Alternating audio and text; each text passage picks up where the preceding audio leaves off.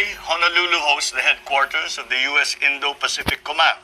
The long-standing partnership between the armed forces of the Philippines and the Indo-PACOM have resulted in enhanced coordination, interoperability, and individual and joint defense capabilities.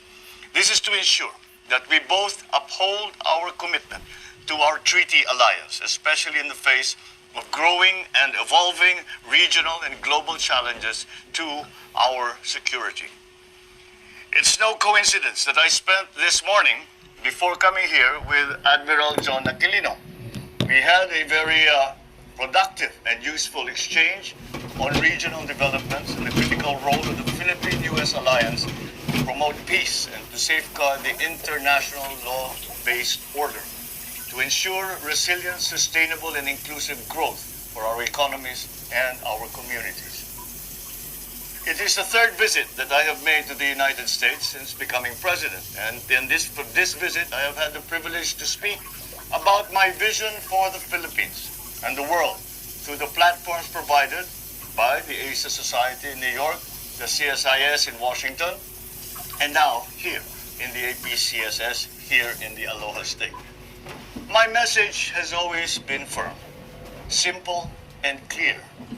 The Philippines will continue to be an engaged and responsible neighbor and partner, always finding ways to collaborate with the end goal of mutually beneficial outcomes, namely peace, stability, and prosperity in the Indo-Pacific region. It is through working together, guided by the rules-based international order, that we can ensure an environment that will allow our countries and our peoples to prosper. That has been the raison d'etre for my foreign policy of peace.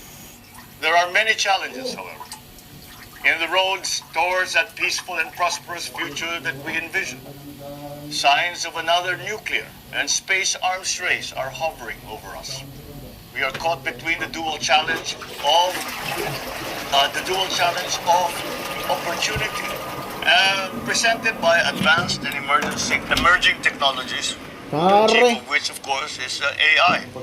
Smaller countries like the Philippines are grappling with the need to enhance our security capabilities alongside allies and partners and amidst larger regional players.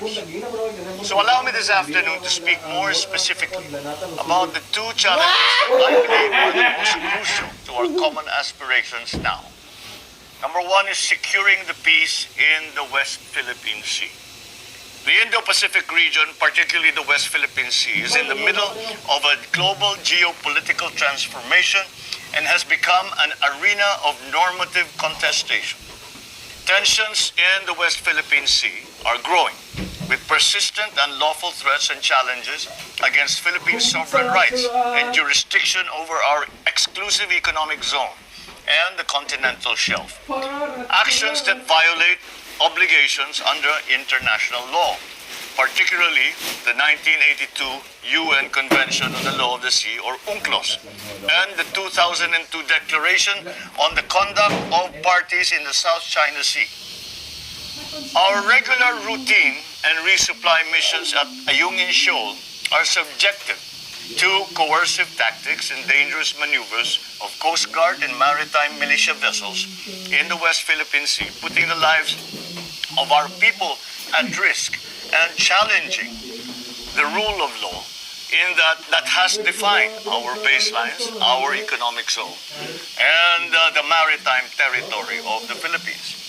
There is rampant, illegal, unreported, and unregulated fishing and militarization of reclaimed features in the South China Sea.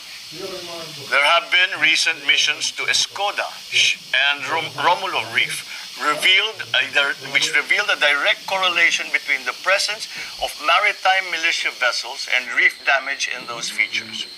If only for that, the impact of on biodiversity and the environment I'm afraid, are assessed as possibly already irreversible.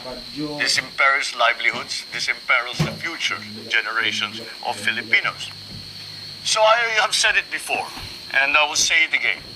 The Philippines will not give a single square inch of our territory to any foreign power. The law is clear, as defined by the UNCLOS. and the final and binding 2016 award on the South China Sea arbitration. Supported by the rules-based international order and our growing partnerships, both time-tested and new ones, we will insist on the preservation of the sovereignty and integrity of the country, while working closely with international partners in the bilateral, regional, and multilateral settings in developing rules and processes to address these challenges. We appreciate certainly the concrete manifestations of the U.S. and the growing number of our other partners in support for the Philippine position.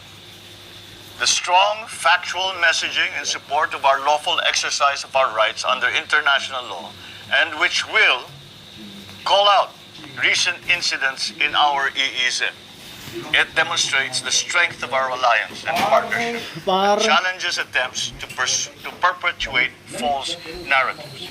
That has become a very important front in all of these events that are happening in and around the Philippines. But unfortunately, rhetoric is not enough.